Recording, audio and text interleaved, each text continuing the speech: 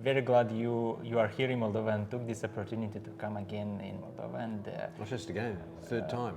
third time, third time already in Moldova. So you have a passion for Moldova, and I want you to tell me a little bit about this and why you love Moldova, why you love entrepreneurship, and why you support entrepreneurs from this country. But first, tell me a little bit about yourself.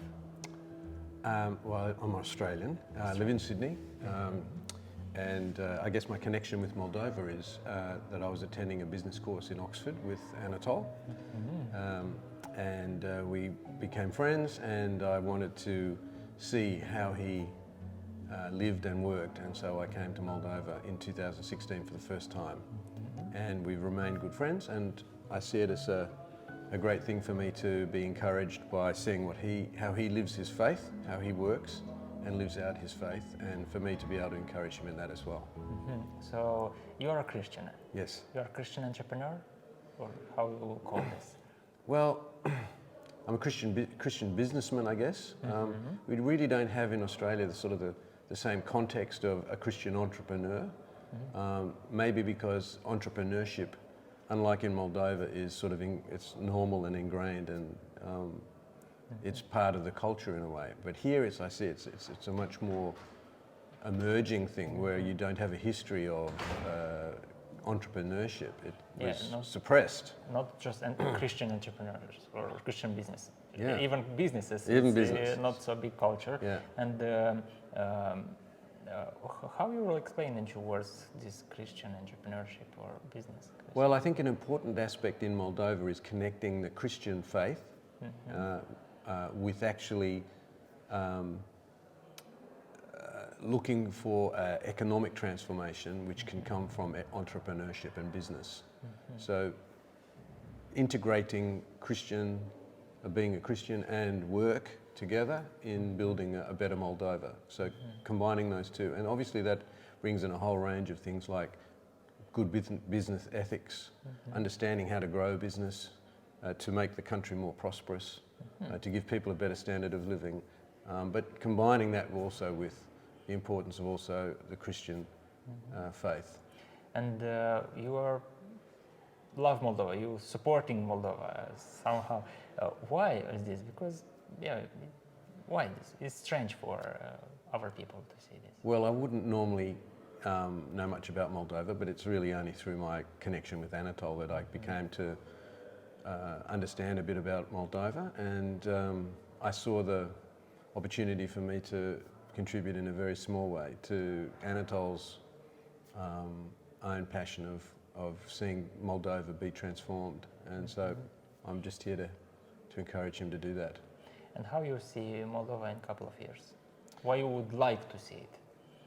Well, I'm quite optimistic now about Moldova's trajectory, and I think it's got I can see, things starting to improve, and so I'm very positive about Moldova, and I'm hoping that the young people particularly will catch that vision and see that they can really make this country.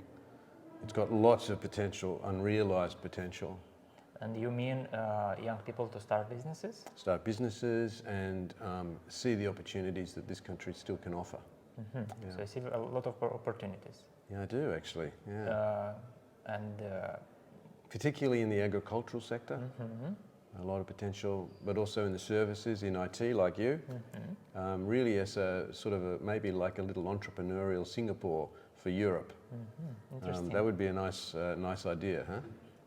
Great vision for entrepreneurs. And what is your suggestion? How they can start, or what they can get support on the encouragement, or somehow tools, or I don't know. What is your recommendation for them who are just starting?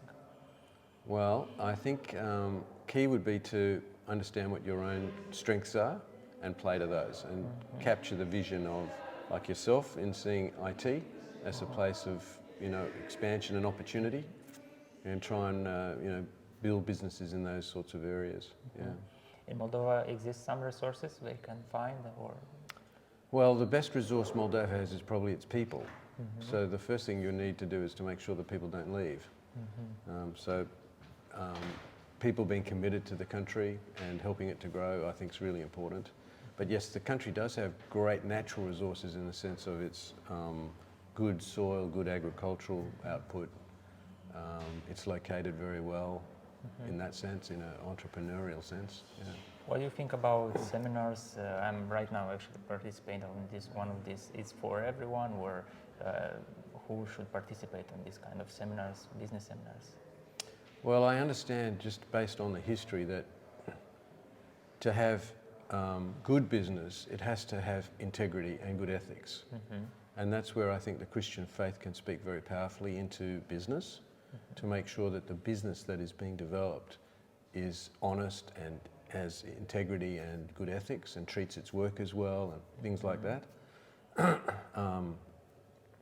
So I think that combining again, it's not surprising in a sense that here we are in a Bible college, and normally in a Bible college you only come to learn about theology, but here they're actually teaching how to apply that theology to the idea of business and work. So that's got two very practical outcomes. One, it's a business transforming one, which makes better business.